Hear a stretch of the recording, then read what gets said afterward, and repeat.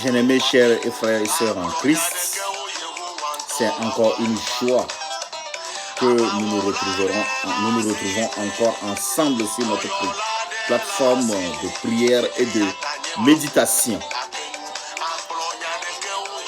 Je suis vraiment ravi. J'ai l'assurance que Dieu nous a gardés. J'ai l'assurance que Dieu nous a protégés. Nous voilà encore au début d'une nouvelle semaine. C'est pour cette raison, mon frère, ma soeur, que je t'invite à se joindre ensemble avec moi sur cette plateforme pour que nous puissions élever son nom, nous puissions glorifier son nom. Nous puissions nous pencher sur sa parole et prier ensemble dans le nom puissant de Jésus. La semaine passée, notre message avait pour thème la foi et la confiance. Deux choses inévitables dans la marche avec le Seigneur.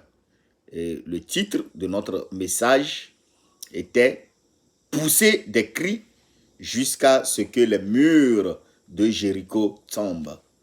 Nous avons cité deux textes bibliques que sont Josué 2, versets 2 à 5 et Hébreux 11, le verset 1. Hébreux 11, le verset 1. Cette semaine, bien-aimés, chers frères et sœurs en Christ, je voulais juste, à travers mon message d'aujourd'hui, fortifier une personne, un frère ou une sœur qui traverse les moments difficiles dans sa vie. Il est compliqué, parfois dire impossible, d'avoir encore le bon sens lorsque nous traversons, ou bien lorsqu'on traverse des moments de trouble dans notre vie. Mais je veux que quelqu'un sache aujourd'hui qu'aucune situation de notre vie, n'échappe à Dieu. Ainsi donc, je donne comme titre à ce message « Laissons Dieu nous fortifier ». Laissons Dieu nous fortifier. Le texte biblique est tiré du livre des Romains. Romains 8, 37. Je lis donc. Romains 8, 37. Mais dans toutes ces choses, nous sommes plus que vainqueurs par celui qui nous a aimés. Nous allons prier dans le nom puissant de Jésus. Seigneur éternel, mon Dieu, mon roi, le moment est encore arrivé pour que nous puissions livrer ta parole. Nous demandons au Jésus que ton esprit envoie cette parole maintenant. Seigneur, ta parole qui ne rate jamais ses cibles, qu'elle ramène, Seigneur éternel Dieu, des résultats au niveau de toi. Papa, qu'elle brise les cœurs. Papa, qu'elle pénètre dans les âmes et qu'elle change, Seigneur éternel Dieu, les âmes. S'il te plaît, Jésus, que quelques personnes, Seigneur, ou toutes les personnes qui vont recevoir, Seigneur, cette parole, soient transformées. Que cette parole, Seigneur, puisse guérir l'âme de quelqu'un au nom puissant de Jésus. Papa, prends maintenant la place. Prends le moment, Seigneur éternel Dieu, et communique ta parole à ton peuple. Et tout ceci pour la gloire de ton nom. Au nom puissant de Jésus. Amen. Bien-aimés dans le Seigneur, chers frères et sœurs en Christ, quand nous nous trouvons dans une situation compliquée, quand les difficultés de la vie tombent sur nous, quand les choses semblent devenir amer. Combien de fois nous ne demandons pas à Dieu d'alléger notre charge pour nous faire du bien, de diminuer en quelque sorte, si possible, notre fardeau que nous portons. Nous ne tardons pas même à crier à lui. Oh Dieu, au secours, viens à mon aide et sauve-moi de telle ou telle situation. Ça, c'est humain. Et c'est genre naturel pour une personne en face d'un problème caduc. La première idée qui nous vient à la tête, c'est d'appeler Dieu au secours. C'est d'appeler Dieu à enlever la situation ou encore la rendre moins dure. Jésus-Christ, le Fils de Dieu lui-même, s'est senti de la même façon. Dans le livre de Matthieu, Jésus-Christ s'est senti oublié, abandonné par son propre Père. Voici ce que la parole nous déclare dans Matthieu 27, 46. Et vers la 9e heure, Jésus s'écria d'une voix forte, Élie, Élie, lama sabachthani, c'est-à-dire, mon Dieu, pourquoi m'as-tu abandonné? Version Louis II. La semaine dernière, nous avons parlé de la foi et de la confiance en Dieu. Cette semaine, et à travers ce message, je voulais simplement fortifier une personne qui m'écoute en ce moment. Si tu crois vraiment à Dieu et si tu as vraiment confiance en lui, les souffrances et les difficultés que tu traverses ne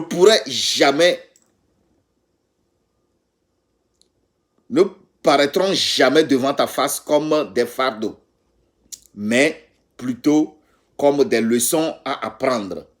Devant toute situation difficile et devant toutes sortes de difficultés, Dieu te dit une chose, mon enfant, fais-moi confiance. Je ne vais pas alléger ou diminuer ton fardeau. Je ne vais pas alléger ou diminuer ta charge ou ta responsabilité, mais je vais te fortifier et te montrer comment porter ce que je veux que tu portes. Amen. Dieu te dit ce matin, mon enfant, fais-moi confiance. Je ne vais pas alléger ou diminuer ton fardeau. Je ne vais pas alléger ou diminuer ta charge ou ta responsabilité, mais je vais te fortifier et te montrer comment porter ce que je veux que tu portes. Amen. Dieu veut te montrer à travers les situations difficiles comment gérer la situation difficile. Dieu veut te montrer à travers les problèmes compliqués comment gérer les problèmes compliqués. Dieu veut te montrer à travers les responsabilités atroces comment gérer les responsabilités atroces. Mon frère, ma soeur, comment pouvons-nous donner des témoignages ou encore proclamer la grandeur de Dieu dans notre vie ou encore donner des conseils à un ami si nous n'avons pas traversé les mêmes situations, les mêmes difficultés? Si nous n'avons pas eu l'expérience de ce que nous disons, comment nous appelons Jésus-Christ aujourd'hui? Comment appelons-nous Jésus aujourd'hui? Que pensons-nous de Jésus aujourd'hui? Nous disons que c'est lui qui a vécu la mort. C'est lui qui a traversé la mort. Il a dominé la mort et il vit éternellement. Et il est assis à la droite du Père. N'est-ce pas ce que nous disons? Si Jésus n'avait pas passé de la mort à la vie, on ne peut aujourd'hui l'appeler celui qui a vécu la mort. Ou bien, si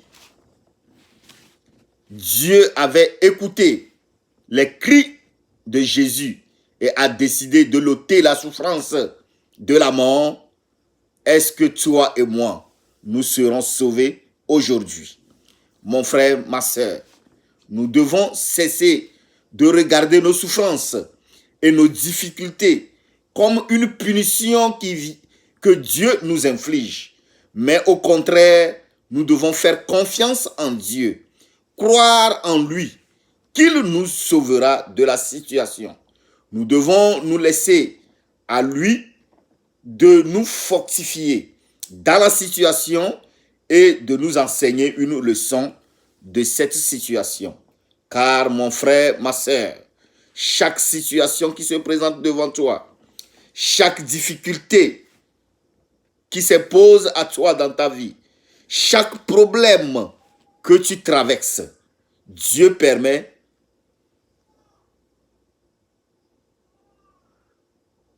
chaque problème que Dieu permet de tomber dans ta vie, il y a une leçon spécifique que Dieu permet, un enseignement capital que Dieu t'apporte.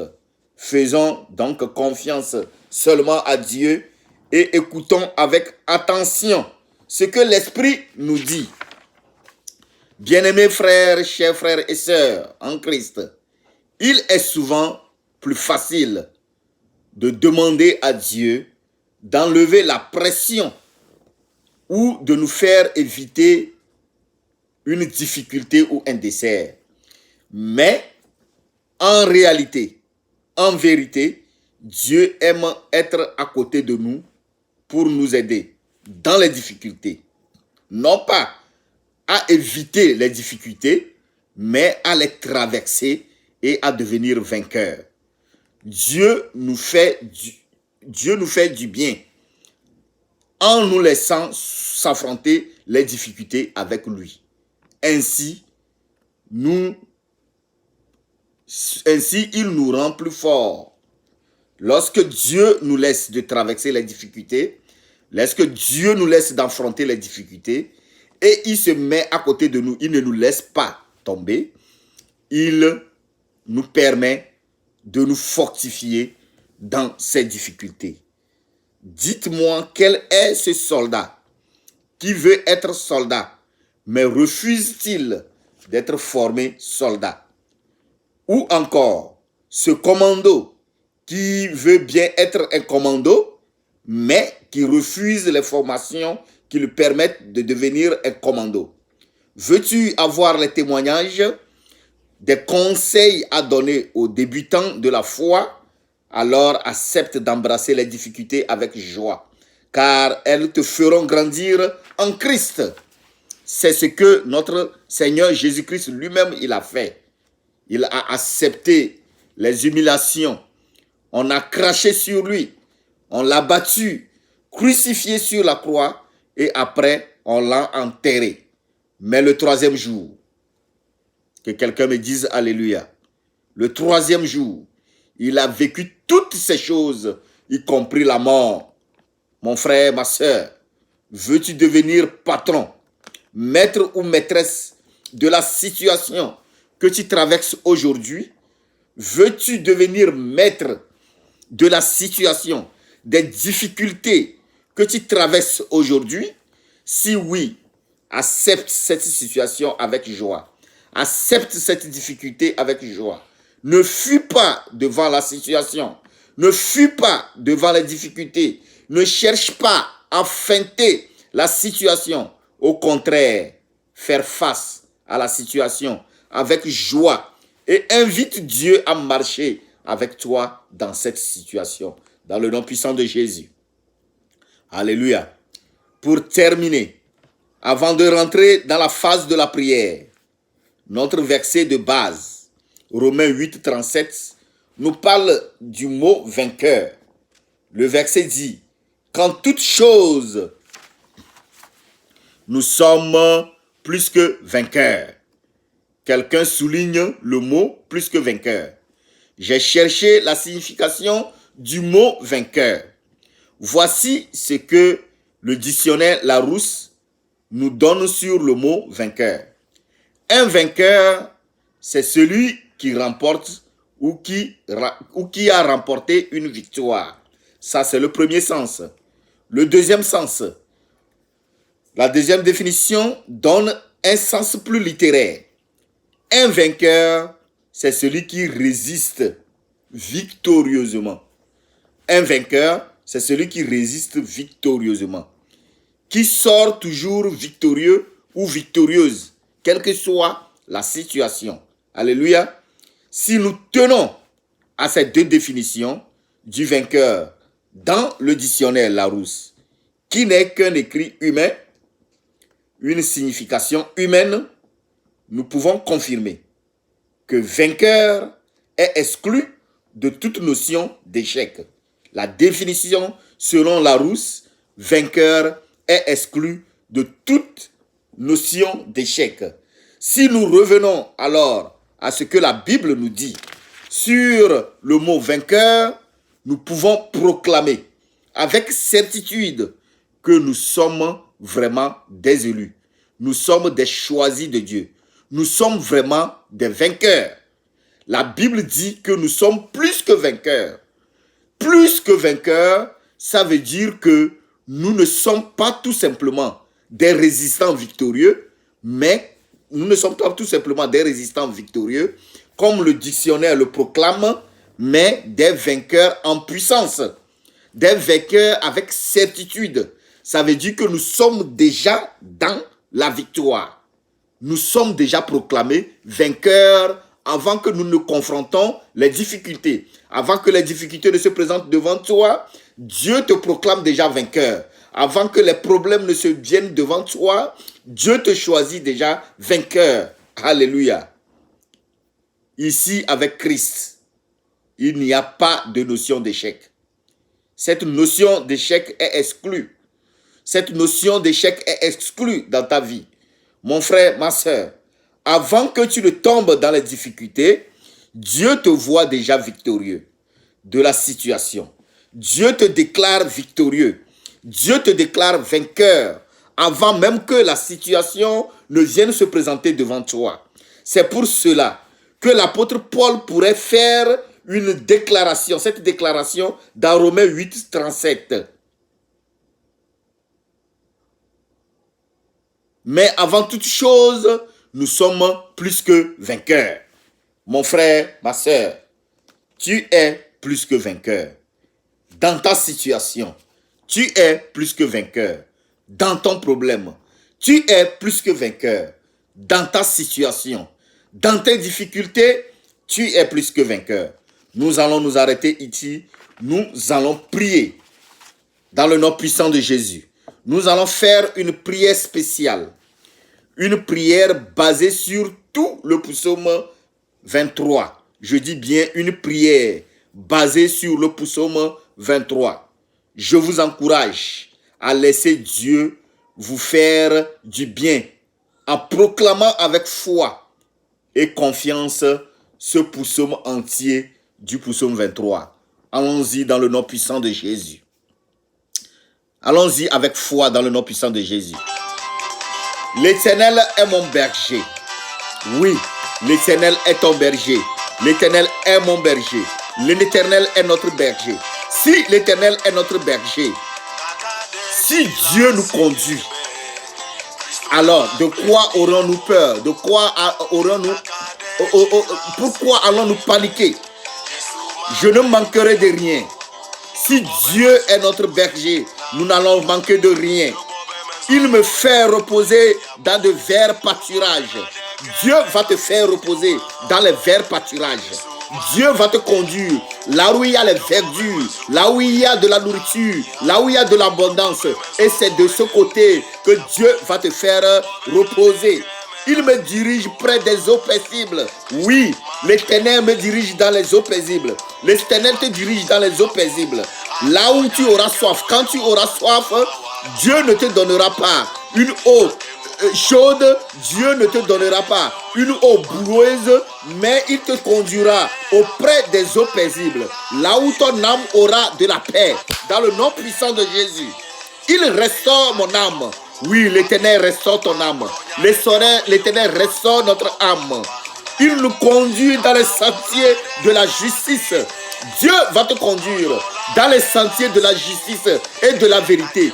Tu vas vivre rien que la justice et la vérité au nom puissant de Jésus. À cause de son nom. Oui, à cause du nom de l'Éternel. Quand je marche dans la vallée de l'ombre de la mort, quand nous marchons dans la vallée de l'ombre de la mort, je ne crains aucun mal. Que quelqu'un me dise Amen. Quand tu marches dans la vallée de l'ombre de la mort, tu n'auras pas à peur de quelque chose. Quand nous marchons dans la vallée de l'ombre de la mort, nous n'avons pas à craindre quelque chose. Pourquoi? Car Dieu est avec toi. Dieu est avec moi. Dieu est avec nous. C'est pourquoi quand nous marchons dans la vallée de l'ombre de la mort, nous n'aurons jamais peur. Dans le nom puissant de Jésus, ta roulette et ton bâton me rassurent. Ta roulette et ton bâton nous rassurent. Dans le nom puissant de Jésus, tu dresses devant moi une table en face de mes adversaires. Dieu va t'honorer devant les yeux de tes adversaires. Dieu va te bénir aux yeux de tes adversaires. C'est en face de tes adversaires que Dieu va établir ta table d'honneur, ta table de restauration, ta table de bonheur, dans le nom puissant de Jésus. Que quelqu'un reçoive cela au nom puissant de Jésus. Tu ondules ma table et ma coupe déborde. Oui, Dieu va te bénir jusqu'à ce que tu vas vivre les effets de la bénédiction. Tu seras débordé dans ta bénédiction, dans le nom puissant de Jésus. Tu dresses devant moi une table en face de mes adversaires. Tu ondules ma tête et ma coupe déborde. Oui, le bonheur et la grâce m'accompagneront tous les jours de ma vie. Le bonheur et la grâce seront notre partage. Le bonheur et la grâce seront notre partage. Toi et moi, ce que nous allons partager ensemble, c'est le bonheur et la grâce. Dans le nom puissant de Jésus. Et j'habiterai dans la maison de l'Éternel jusqu'à la fin de mes jours. Nous allons habiter dans la maison de l'Éternel jusqu'à la fin de nos jours. Dieu aura sa protection sur nous. Dieu aura sa main sur nous. Parce que nous habitons dans sa maison, nous allons marcher dans sa protection. Nous allons marcher dans sa plénitude au nom puissant de Jésus.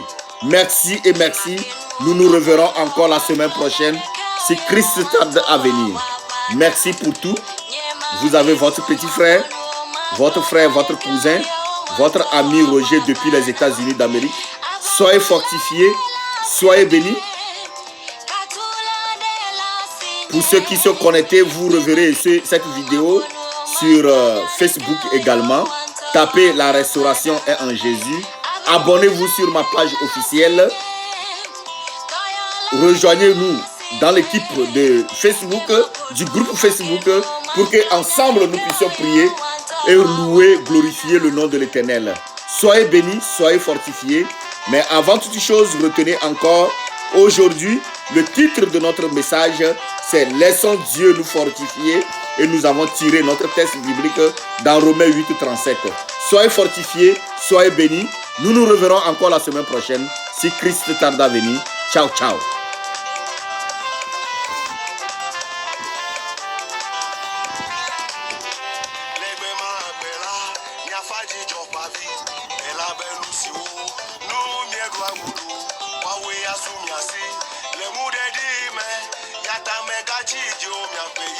Le